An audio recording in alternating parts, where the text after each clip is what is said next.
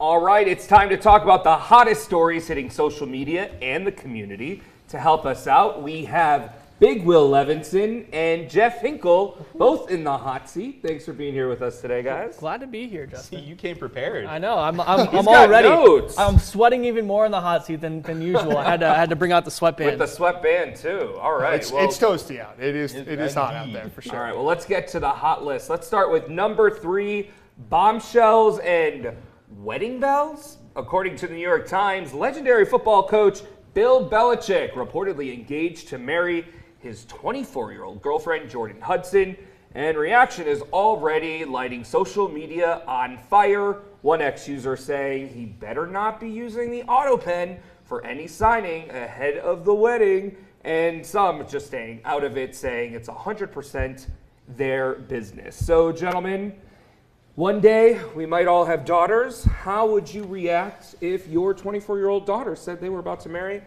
a 73-year-old man? If it's a 73-year-old man and it's Bill Belichick, then I'd be okay with it. Oh, okay. But if it was any other 73-year-old man, I would be kind of weird. It's almost a 50-year age gap.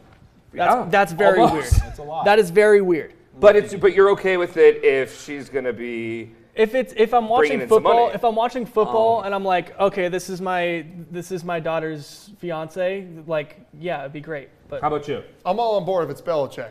I'd love to bring him in. Let's have him in for dinner. We pick his brain. He's the greatest coach of all time. He's got information. You're going straight up for No, that. I want to learn from him.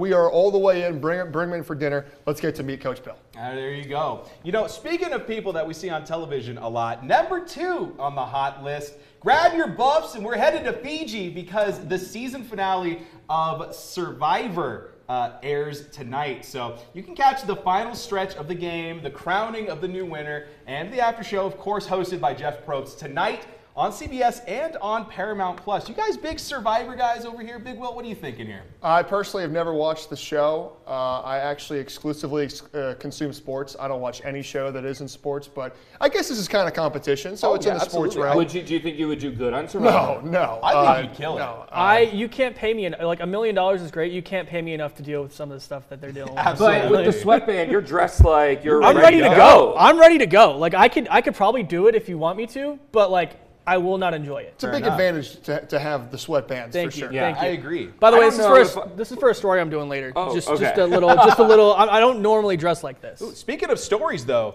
moving on to number 1 of the Yeah, hot list. let's move on to number 1 in the hot Pretty list. exciting here. All right, Juco is happening in the in here on the Western Slope, and that Big Will and Jeff, you're going to tell us about it. Oh, we can't wait. It has begun.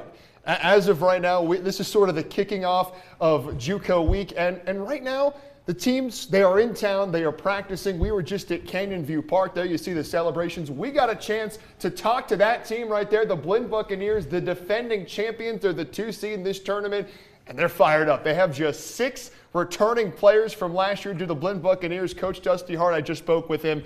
He is ready to go. They believe this team is just as good as last year, though they are returning Kane Farrar, who was one of the best players in the tournament last year. They are returning a lot of players from last year, 6 on that roster.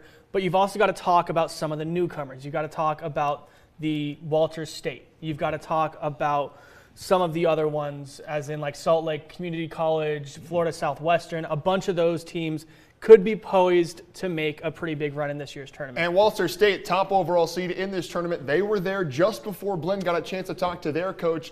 And boy, Walters State is a juggernaut. They lead the country in hits, batting average, and home runs. It's absolutely absurd what they can do at the plate. They're going to be fun to watch. Would not be a surprise to see a Walters State Blinn, the top 2 seeds in the championship. But you mentioned Florida Southwestern, that South Atlantic district. It is the biggest gauntlet that we have in the country. The winner of that district usually goes pretty far. Florida Southwestern here for the first time ever. How far can they go? Exactly. All right. Exciting. This is my first Juco, so I'm definitely going to check it It's out. the best. And we're glad that you were here to help us break it down. Stephen A. couldn't have done it better himself. So thank you guys for being part of the hot list. And everybody, we will be back with a final look at your forecast.